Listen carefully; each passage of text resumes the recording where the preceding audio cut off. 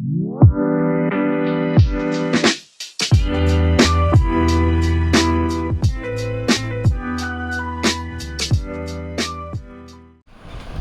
राम बच्चों, welcome back to your channel versatile educator and we are on day 21।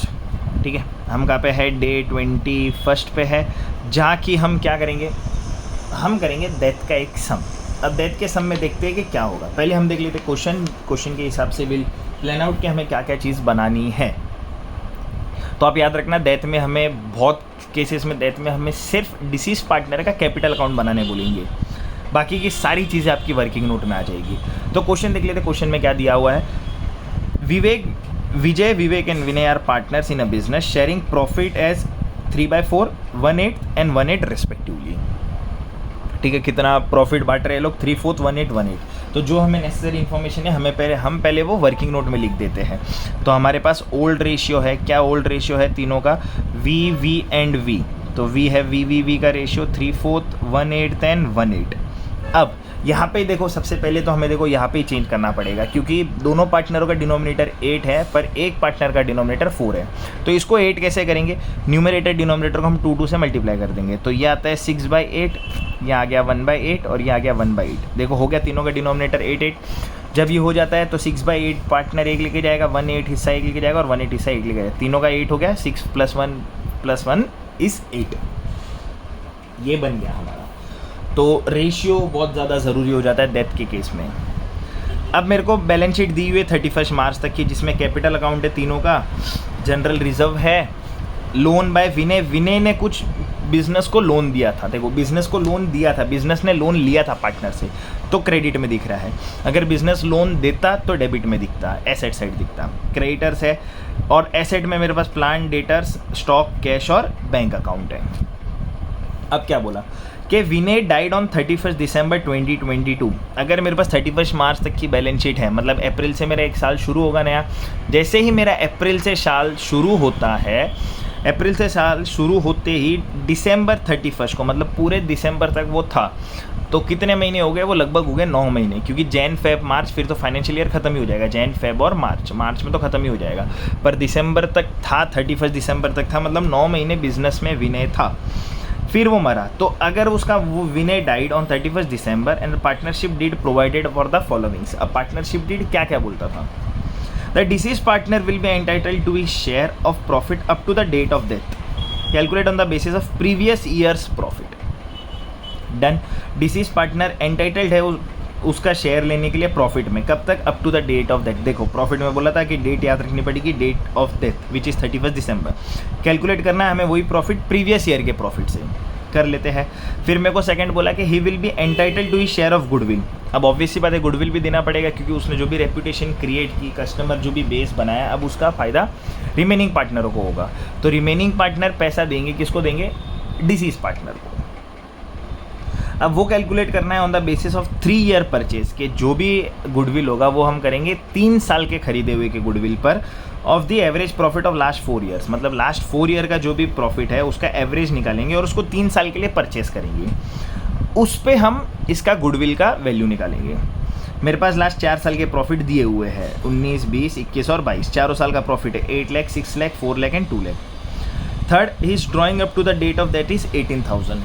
Drawing उसने 18,000 किया था। Drawing बोले तो कुछ पर्सनल यूज़ के लिए विनय सामान लेके गया था, तो हमें वो भी तो वापस लेना पड़ेगा। And determine the amount payable to legal representative. देखो जैसे बोला लीगल हेयर होगा, एग्जीक्यूटर होगा, तो ये आ गया। विनय के लीगल रिप्रेजेंटेटिव को अपन को ये बताना है कि कितना अमाउंट पे करेंगे of the deceased partner by preparing the necessary account. तो चलो let's do as it is. जैसे जैसे चीज़ें दी हुई है हम वो चीज़ें कर लेते हैं पहले, है ना। तो पहले जो हमें ट्रायल बैलेंस से चीज़ें विनय को देनी है हम पहले वो दे देते हैं, बाकी कैलकुलेशन हम बाद में करेंगे। तो पहले देखो हमें क्या क्या देना था। सबसे पहले तो विनय मरा है, तो विनय का कैपिटल जो कि उसके क्रेडिट साइड में आ जाएगा, क्या आएगा? By balance brought down. ठीक है, बाय बैलेंस ब्रॉड डाउन लिख दिया। क्रेडिट साइड में था, लाइबिलिटी क्रेडिट साइड होता है, हमने क्रेडिट साइड लिख दिया। कितना था विनय का कैपिटल? विनय का कैपिटल था 2,50,000। तो विनय का कैपिटल ये तो लेके जाएगा ही विनय, और ये तो देना भी पड़ेगा क्योंकि ये तो बिजनेस में पैसा उसने डाला था जो कि इसका हक ही है। हमने ये दे दिया। अब यहाँ से और कुछ बटेगा, यहाँ से बटेगा जनरल रिजर्व बटेगा। तो जनरल रिजर्व कितने का बटेगा? 50,000। 50,000 का जनरल रिजर्व अगर है, जनरल रिजर्व क्या था, हम जनरल रिजर्व क्यों बनाते थे? प्रॉफिट का अप्रोप्रिएशन था, जो कि हमने पढ़ा था डे 1, डे 2, डे 5 के पहले कि general reserve we create from profit, it's a appropriation of profit. कि जब भी प्रॉफिट होता है बिजनेस के अंदर तो बिजनेस पहले जनरल रिजर्व निकालता है for uncertainty arise in future. मतलब उस टाइम पे, उस पॉइंट पे पार्टनर्स का प्रॉफिट कम हुआ था, तो आज हम वो हिस्सा वापस उसको दे देंगे। चलो दे देते हैं। कितना है जनरल रिजर्व? 50,000 का जनरल रिजर्व है। अब 50,000 का जनरल रिजर्व है तो इसमें भी देखो डेट वेट से लेने देने नहीं, 50,000 पूरा का पूरा लास्ट ईयर तक ही था, 31 मार्च तक ही था। उसके बाद तो हमने जनरल रिजर्व क्रिएट ही नहीं किया, वो तो इस साल का तो अब क्रिएट होगा। तो 1/8, जब 50,000 को मैं 1/8 से मल्टीप्लाई करता हूँ तो मेरा क्या अमाउंट आता है वो मैं कैलकुलेट कर लेता हूँ। 8 1 जा 8, 8 6 जा कितना आता है? 8 8 जा 64, 8 5 जा 40। तो 8 5 जा 40, 8 6 जा 48, 8 6 जा 48, 8 2 जा 16, 4 कैरी, 8 5 जा 40 आ गया। 6250, 6250। तो जनरल रिजर्व में विनय का हिस्सा होगा बाय जनरल रिजर्व करके अपन लिख देंगे। प्रॉफिट ये इसके लिए तो 6250 का इसे ये भी दे देंगे। अब हमने विनय से जो लोन लिया था, हमें विनय को वो लोन वापस देना पड़ेगा। तो चलो हम विनय को लोन वापस दे देते हैं। तो बाय लोन बाय विनय, या फिर लोन लिख सकते हो डायरेक्टली आप। कितने का लोन लिया था हमने विनय से? 50,000 का लोन लिया था। अब देखो पार्टनरशिप डीड में एक चीज़ था। अब यहाँ पे इन्होंने कुछ भी नहीं बोला हुआ है पार्टनरशिप डीड के बारे में, पर कभी भी बिजनेस है ना, कभी भी क्या बिजनेस अगर पार्टनर से लोन लेगा तो कुछ बोला हो या ना बोला हो, हमें बाय डिफ़ॉल्ट इस पार्टनर को उस लोन पे क्या देना पड़ेगा? इंटरेस्ट देना पड़ेगा। क्या देना पड़ेगा? इंटरेस्ट। तो हमें ये इंटरेस्ट देना ही पड़ेगा, है ना। ये इंटरेस्ट हमें बाय डिफ़ॉल्ट देना है। ये इंटरेस्ट हमें क्या देना है? बाय डिफ़ॉल्ट देना है। कैसे पे करेंगे? तो हमें वो फाइंड करना पड़ेगा कि हम उसे लोन के हिसाब से इंटरेस्ट कैसे और कितना पे करेंगे।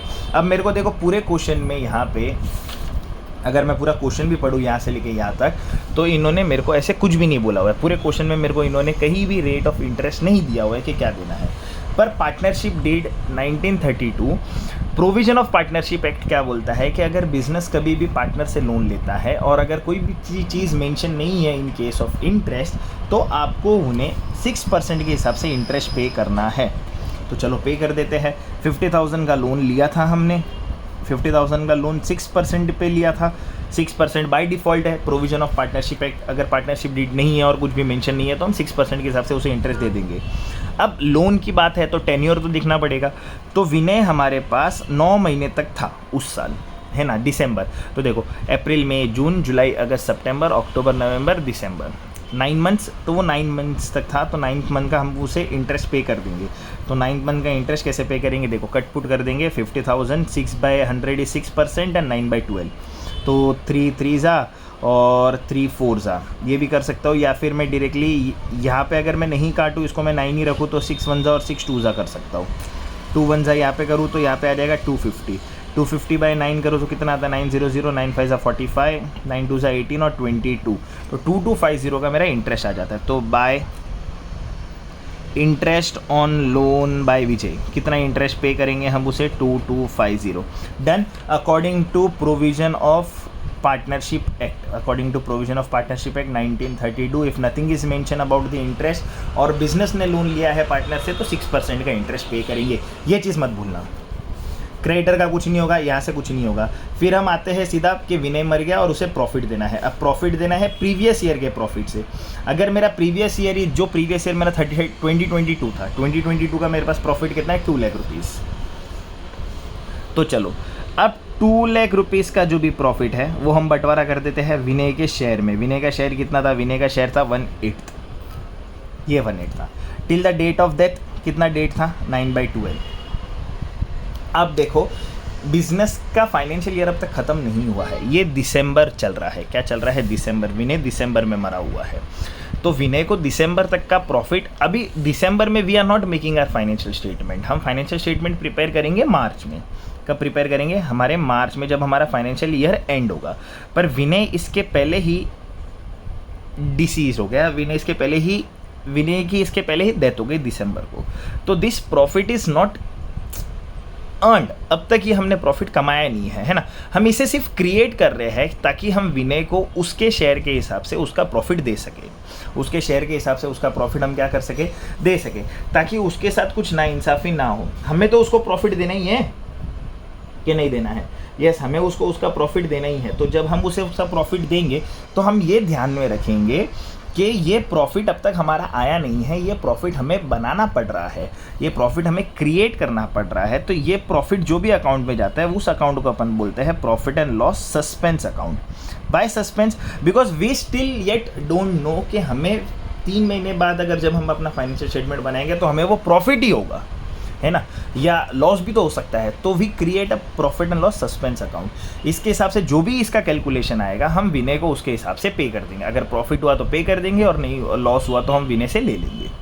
तो जब मैं इसको कट पुट करता हूँ, इसको छाटता वाटता हूँ, इसको काटा काटी करते हैं, 3 3 जा 3 4 जा 4 1 जा समथिंग 4 5 जा 20 और 50,000 डिवाइड बाई 8 करूँगा तो 8 के हिसाब से 50,000 डिवाइड होते ही कितना आ जाएगा वापस, 50,000 डिवाइड बाई 8 होते ही ये मेरा लगभग 9 मंथ्स के हिसाब से जो भी सिनेरियो है ये आएगा मेरा 6250, जो कि हमने यहाँ पे भी किया था। पर 6250 इंटू 3 करता हूँ तो ये मेरा कितना आ गया, 18,750 के आसपास का मेरा प्रॉफिट है। अब तक कि मेरे को ऐसा लग रहा है कि ये प्रॉफिट है तो विनय को प्रॉफिट होता है। तो यहाँ पे मैं क्या बताऊँगा, profit and loss suspense account. मैं क्या बताऊँगा, profit and loss suspense account कितना, 18,750। ये देख लो मैंने ये कट छाट कर दिया। तो ये मेरा वर्किंग नोट 1 था, ये मेरा वर्किंग नोट 2 हो गया जनरल रिजर्व, और प्रॉफिट हो गया मेरा वर्किंग नोट 3। तो अगर आपको यहाँ बताना भी है कि मैंने क्या बताया तो आप यहाँ पे ऐसे वर्किंग नोट 3 लिख सकते हो, ताकि मेरा रेफरेंस दे देता है ये कि मैंने ये क्या कैलकुलेट किया है वर्किंग नोट 3 में। कोई भी चेक करेगा तो वर्किंग नोट 3 देखेगा यहाँ पे और वर्किंग नोट 3 आपका चेक कर लेगा, 3 नंबर पे आपका वर्किंग नोट का 3rd नंबर, तो उसे पता चल जाएगा कि हाँ चलो आपने कैलकुलेशन बराबर किया है। तो हमने क्या बनाया, profit and loss suspense account. याद रखना ये, ठीक है, क्योंकि ये प्रॉफिट हमने क्रिएट किया है, ये प्रॉफिट हमें हुआ नहीं है अब तक। हमें कब होगा प्रॉफिट, वो कब पता चलेगा, जब हम अपना फाइनेंशियल ईयर का बुक क्लोज करेंगे। वो कब करते हैं हम, मार्च में। तो हमने प्रॉफिट दे दिया। हर एक चीज़ एडजस्टमेंट की हर एक चीज़ की 2 एंट्री होगी। तो इस हमें सिर्फ बना रहे विनय कैपिटल तो हमने एक ही एंट्री दिखाई है यहाँ पे, ठीक है। अगर आपको पता है इसकी सेकेंड इफेक्ट किधर आएगा तो आप कमेंट सेक्शन में कमेंट डालना ना भूलें। फिर हमें क्या बोला हुआ है कि गुडविल। अब गुडविल की जब हम बात करते हैं तो गुडविल तो देखो बिजनेस देगा ही नहीं, क्योंकि इसका फ़ायदा बिजनेस को नहीं, इसका फ़ायदा किसको होगा, पुराने ओल्ड पार्टनर्स को, रिमेनिंग पार्टनरों को होगा। तो गुडविल की एंट्री तो रिटायरमेंट वाली सेम हो जाती है। देखो वर्किंग नोट 4 बनाते, एंट्री तो मेरी क्या हो जाएगी, remaining partner to deceased partner, remaining partner account debit to deceased partner. Remaining partner वो पैसा डिसीज पार्टनर को देंगे, डिसीज पार्टनर को वो पैसा मिलना चाहिए। गुडविल के लिए इन्होंने मेरे को क्या बोला हुआ है कि average of last 4 years profit, 3 year purchase किया और उसमें उसका शेयर निकाल दो। तो चलो एवरेज, पहले तो हम एवरेज प्रॉफिट निकाल देते हैं। एवरेज प्रॉफिट हमारा लास्ट 4 ईयर का 8 लाख, 6 लाख, 4 लाख और 2 lakh, 8 lakh plus 6 lakh plus 4 lakh plus 2 lakh divide by 4। Average निकालना है। 4 क्यों निकाल रहे हैं, क्योंकि 4 ही साल का प्रॉफिट है। तो 8 6 14, 14 18 और 20 L बाई 4 इज़ 5L।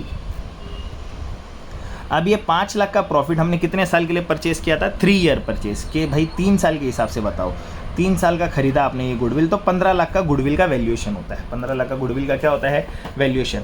अगर 15 लाख का गुडविल का वैल्यूएशन है तो हमें किसको पे करना पड़ेगा, हमें विनय को पे करना पड़ेगा गुडविल। विनय का शेयर कितना बोलता है, 15 लाख इंटू 1/8। जब हम इसे कट वट करते हैं तो 8 1 जा 8, 7 8 8 जा 64, 6 8 5 जा 48, 6 जा 48, 8 7 जा 56, 56 4 8 5 जा 40।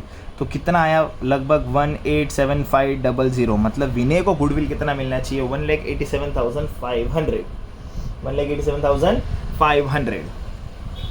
अब ये देगा कौन कौन, तो देखो एंट्री क्या होती है, remaining partner to deceased partner. तो डिसीज पार्टनर को तो चलो मिलना चाहिए, कितना मिलना चाहिए डिसीज पार्टनर को, टू डिसीज पार्टनर को मिल गया 187। पर ये पे कौन करेगा, ये रिमेनिंग पार्टनर्स पे करेंगे, जो कि कौन कौन थे, विवेक और विजय और विवेक, कौन कौन थे, विजय और विवेक। अब देंगे कितना कितना, तो ये उस हिसाब से देंगे जितना इन्हें गेन हुआ होगा, जितना इन्हें क्या होगा, गेन। अब गेन रेशियो हम कैसे निकालते हैं, गेनिंग रेशियो निकालने के लिए हमारे पास क्या फॉर्मूला था, new ratio minus old ratio. अब न्यू रेशियो कैसे निकालेंगे, अगर मेरे पास 6:1 का रेशियो है और ये मर रहा है तो न्यू रेशियो बन गया मेरा ऑटोमेटिकली 6:1, क्योंकि मेरे को और कोई इन्फॉर्मेशन अवेलेबल नहीं है। जब मैं ये फाइंड करता हूँ तो मेरे को, जब मैं न्यू में से ओल्ड माइनस करूँगा तो मेरे को लगभग 6:1 का रेशियो ही आना चाहिए, ठीक है। तो मेरे को गेनिंग रेशियो मिल गया न्यू माइनस ओल्ड करते ही। न्यू माइनस ओल्ड जब मैं करूँगा तो न्यू माइनस ओल्ड किया मैंने, तो न्यू कितना है मेरा 6/7, ओल्ड कितना था मेरा 6/8 फॉर विजय। और विनय के लिए करूँगा तो मेरा कितना आएगा 1/7 माइनस 1/8। तो ये तो देखो 8 1 से 8 1, 1/8 7 8 56, और ये मेरे को देगा 48 और 56, और ये भी कम से कम इतना ही देगा मेरे को लगभग। तो न्यू माइनस ओल्ड करते ही मेरे को गेनिंग रेशियो मिल जाता है। जब मेरे को गेनिंग रेशियो मिल जाएगा, ठीक है, तो कितना कितना आ गया, 8 6 48 और 7 6 42। तो देखो 6/56 ये मिल गया और 1/56 ये मिल गया, मतलब 6:1 का गेनिंग रेशियो आ गया। तो 187,500 को जब मैं 6 और 1 के रेशियो में बांटूंगा तो ये मेरे को कम से कम लगभग ये मेरे को अमाउंट देगा 1/6 के हिसाब से, 6/1 के हिसाब से, सॉरी 6/1 के हिसाब से ये मेरे को देता है 1,60,714 will be given by Vijay, and remaining which is 26,786 वो देगा विवेक। तो चलो डीसीएस पार्टनर के क्रेडिट में जाना चाहिए, डीसीएस पार्टनर के क्रेडिट में जाएगा बाय विजय's कैपिटल अकाउंट और विनय's कैपिटल अकाउंट। विनय तो खुद आदमी ही है, विवेक's कैपिटल अकाउंट, ठीक है। तो ये दोनों कितना कितना पे करेंगे, ये पे करेगा 160,714 और ये पे करेगा 26,786। इतनी चीज़ें पे होगी, हो गई पे, ये भी गुडविल भी पे हो गया, एंट्री सेम है वही रिटायरमेंट वाली। क्या रिमेनिंग पार्टनरों को जो फ़ायदा होगा उनसे पैसा लेके डीसीएस पार्टनर को पे कर देंगे, पे कर दिया। देखो मतलब इन दोनों पार्टनरों का, रिमेनिंग पार्टनरों का डेबिट हो जाएगा अकाउंट और डीसीएस पार्टनर का क्रेडिट हो जाएगा, डीसीएस पार्टनर का क्रेडिट हो गया। वर्किंग नोट फोर्थ, ये देखो working note fourth, working note third, working note second, है ना। तो हमने सारे कैलकुलेशन कर लिए। मेक श्योर कि यहाँ का गुडविल गेनिंग रेशियो में बढ़ता है। कौन से रेशियो में बढ़ता है, गेनिंग रेशियो, जो कि मेरा कितना आया 6/1। ये हमने यहाँ पे कुछ तो कैलकुलेट किया।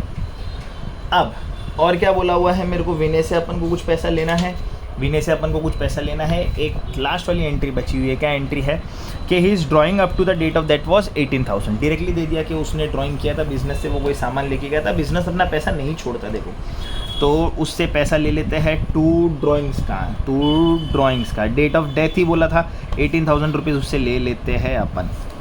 तो ये था मेरा कि विनय को क्या मिलेगा, क्या क्या कैसे कैसे मिलना चाहिए, सारी चीज़ें हो गई। अब देखते हैं डेबिट ज़्यादा है कि क्रेडिट ज़्यादा है। अमाउंट क्लोज करना पड़ेगा। तो मेरे को पता है कि डेबिट में एक ही अमाउंट में, क्रेडिट में बहुत सारी अमाउंट है। जब इनको मैं टोटल करता हूँ तो ये लगभग मेरे को देता है 514,750।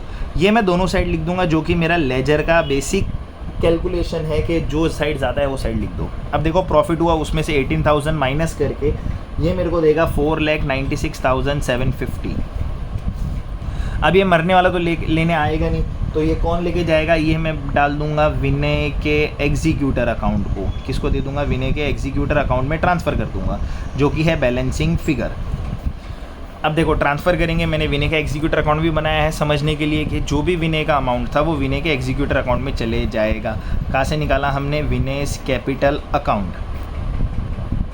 कितना, 496,750। हाँ, अब इतना मेरे को एग्जीक्यूटर को पे करना है। अब अगर क्वेश्चन में बोला होता कि कैश में पे कर दो तो यहाँ पे कैश आ जाता था, पर यहाँ पे ऐसे कुछ भी बोला नहीं है। तो जब तक नहीं बोला हुआ रहता है, ये हम आगे तक लेके जाते हैं बाय बैलेंस, कैरी डाउन कर लेते हैं पूरा का पूरा अमाउंट, ठीक है। पर पहले ये क्लोज करना, देखना किस साइड ज़्यादा है। जो साइड ज़्यादा है वो हम दोनों साइड लिख देंगे, और दोनों साइड लिखने के बाद हम देखेंगे कि हमें कितना एग्जीक्यूटर को पे करना है। तो इतना हम एग्जीक्यूटर को पे कर देंगे और ये कैरी डाउन करके ले जाएंगे। तो ये है मेरा डेथ का sum. Death very easy concept, very easy topic. अगर आपको रिटायरमेंट आता है तो आपको डेथ आता है। ये दोनों आने के लिए आपको एडमिशन आना चाहिए, एडमिशन आने के लिए आपको पार्टनरशिप समझना पड़ेगा। तो अगर आपको इतनी सारी चीज़ें आती है तो आपके 36 मार्क्स तो हाथ में है, ठीक है। तो ये था मेरा डेथ का एक सम। वीडियो अच्छी लगी हो तो आपको पता है क्या करना है, दोस्तों के साथ शेयर करना है ताकि वो भी ये पढ़ ले, कंसेप्ट समझ ले, profit and loss suspense account क्यों आया, ये सारी चीज़ें देख सके। और तब तक के लिए मिलते हैं अगले पार्ट में, अगले वीडियो में, और तब तक के लिए बाय बाय।